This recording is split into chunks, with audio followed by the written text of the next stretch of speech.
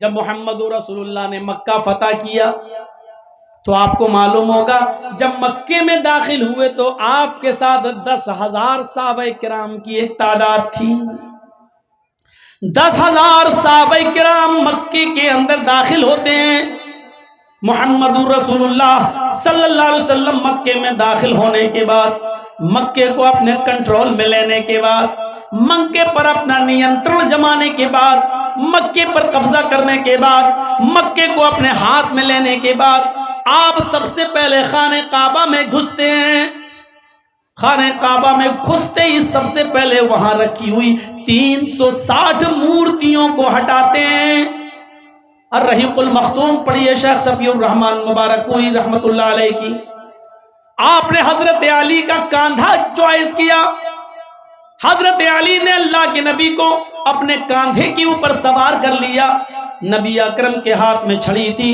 اللہ کے نبی خانہ کعبہ میں گھس جاتے ہیں اور جہاں 360 بت رکھے ہوئے تھے وہاں سے ایک ایک بت کو ہٹاتے جاتے، ایک ایک بت کو چھڑی سے مارتے جاتے.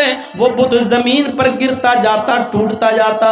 ایک ایک بت کو گراتے جاتے اور یہ کہتے جاتے ہیں جاء الحق وزهق الباطل ان الباطل کان زہوقا. حق آ گیا اور باطل مٹ گیا اور باطل کو تو مٹنا ہی تھا. حق آ گیا اور باطل مٹ گیا اور باطل کو تو مٹنا ہی تھا. میرے پیارے بھائیوں، یہ تھا جناب محمد رسول اللہ صلی اللہ علیہ وسلم کا سب سے پہلا کام. جب آپ نے خانہ کعبہ سے ان بتوں کو صاف کر دیا ہے اور خانہ کعبہ کو پاک کر دیا، رب کی توحید قائم ہو گئی، تو وہاں آپ نے پہلے 2 رکعت نماز پڑھی. اور نماز پڑھنے کے بعد جب آپ صحابہ کرام کے ساتھ خانہ کعبہ سے باہر نکلتے ہیں، کافر ڈرے ہوئے. حضرت سعد کی زبان سے یہ جملہ نکل گیا، اے کافرو آج تیار ہو جاؤ، تمہیں مارا جائے گا. اے کافرو تیار ہو جاؤ مرنے اور کٹنے کے لیے. تم نے ہمیں مارا، تم نے ہمیں مکے سے نکالا، ہماری زمین و جائیداد سے ہمیں بے دخل کیا، ہمارے بچوں کو تم نے قتل کیا، تم نے بہت ظلم کیے. آج انتقام کے لیے تیار ہو جاؤ. جنہوں نے ہمارے بچوں کو مارا، ہمارے بڑوں کو مارا، آج ہم ان کو بھی قتل کریں گے. تیار ہو جاؤ قتل ہونے کے لیے. حضرت سعد کی زبان سے جملہ نکل گیا الیوم یوم الملحمہ. آج کا دن تو ٹکڑے ٹکڑے کر دینے کا دن ہے. ملحمہ لحم سے بنائیں. آج کا دن تو گوشت کے ٹکڑے ٹکڑے کر دینے کا دن ہے. آج کا دن تو بوٹیاں بوٹیاں کر دینے کا دن ہے. آج کا دن تو مارنے اور کاٹنے کا دن ہے. اے کافرو آج ہم تمہیں کاٹیں گے. اللہ کے نبی دوسری طرف بیٹھے ہیں، وہ کہتے ہیں نہیں نہیں اے کافرو تمہیں ڈرنے کی ضرورت نہیں ہے. سعد غلط بول رہے ہیں. آج کا دن کوئی ٹکڑے ٹکڑے کر دینے کا دن نہیں ہے. آج کا دن کسی کو قتل کر دینے کا دن نہیں ہے. آج ہم کسی کو نہیں ماریں گے، بل الیوم یوم المرحمہ. آج کا دن تو رحم و کرم کا دن ہے. آج کا دن تو عفو درگزری کا دن ہے. آج کا دن تو ایک دوسرے کو معاف کرنے کا دن ہے. آج کا دن تو ایک دوسرے کو گلے لگانے کا دن ہے. نہیں نہیں تم بے فکر رہو، تم اسی مکے میں رہو گے، تمہیں کوئی نہیں مارے گا. ہاں لیکن اپنے جرموں کی معافی مانگ لو. مجھے پتا چلنا چاہیے کہ کس نے کیا ظلم کیا تھا، کیا جرم کیا تھا. آؤ آؤ مجھ سے معافی مانگو، میں تم سب کو معاف کرنے کے لیے تیار ہوں. ایک آیا میں نے یہ جرم کیا، آپ نے کہا جاؤ میں نے تمہیں معاف کر دیا. دوسرا میں نے فلاں کو قتل کیا، جاؤ میں نے تمہیں بھی معاف کیا. ایک اور شخص آتا ہے، آپ نے کہا تم نے کیا کیا؟ کہنے لگا محمد اگر نہ سنے تو بہتر ہوگا. نہیں نہیں مجھے بتاؤ، آج میں سننا چاہتا ہوں. کہا اے اللہ کے نبی آپ کی بیٹی زینب اونٹنی پر سوار تھی، ان کے پیٹ میں حمل تھا، آپ مدینے میں تھے اور آپ کے داماد علی آپ کی بیٹی کو مدینے کی طرف لے کر جا رہے تھے. بیٹی زینب کے پیٹ میں بچہ تھا. میں نے تیر اونٹنی کو مار کر زخمی کرنا چاہا، لیکن غلطی سے وہ تیر زینب کے پیٹ میں لگ گیا تھا. زینب کا پیٹ پھٹ گیا تھا، اس کے پیٹ کا بچہ زمین پر گر گیا تھا. اور اسی حال میں علی اپنی سالی کو، آپ کی بیٹی زینب کو مدینے لائے. پیٹ کا بچہ ضائع ہو چکا تھا. جب زینب کو ہوش آیا اور اس کو پتا چلا کہ میرے پیٹ کا بچہ نہ رہا، تو آپ کی بیٹی زینب اس صدمے کو برداشت نہ کر سکی، ان کا انتقال ہو گیا۔ اے اللہ کے نبی، میں آپ کی بیٹی زینب کا قاتل ہوں۔ اللہ کے نبی کی آنکھوں میں آنسو آ گئے، فرمایا ہبار میری بیٹی کی یاد دلا دیا آج تو نے، میں نے ہی اپنے ان ہاتھوں میں اپنی بیٹی کو دم توڑتے ہوئے دیکھا ہے، میں نے ان ہاتھوں میں اپنی بیٹی کو لیا اور اس کی آخری سانسیں اسی حال میں نکلی کہ اس کو صدمہ تھا کہ میرے پیٹ کا بچہ ضائع ہو گیا۔ لیکن اے ہبار میں وعدہ کر چکا ہوں کہ کسی سے کوئی بدلہ نہیں لیا جائے گا۔ او میری بیٹی کے قاتل، او میری بیٹی زینب کے قاتل، جا اے ہبار، جا جا ہبار، میں نے تجھ کو بھی معاف کر دیا، اے ہبار میں نے تیرا خون بھی بخش دیا، اے ہبار چاہ میری آنکھوں کے سامنے سے ہٹ جا، میں نے تجھے بھی چھوڑ دیا۔ اسی محفل میں معافی مانگنے والی ایک عورت آتی ہے، نام ہے اس کا ہندا، کہتی ہے اللہ کے نبی آپ تو مجھے جانتے ہی ہیں۔ آپ نے کہا تم ہندا ہو؟ ہاں۔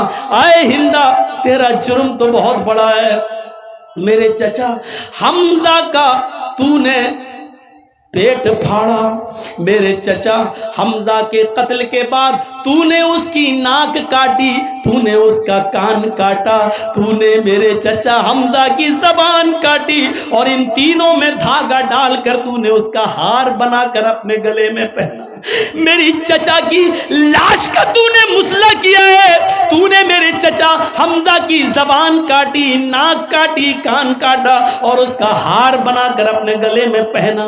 اس پر بھی تیرا کلیجہ ٹھنڈا نہ ہوا تو تو نے میرے چچا کا پیٹ پھاڑا، پیٹ سے کلیجہ نکالا، اس کلیجے کو کاٹا اور اپنے دانتوں سے نوچا اور اس کلیجے کو تو نے دانتوں سے چبایا۔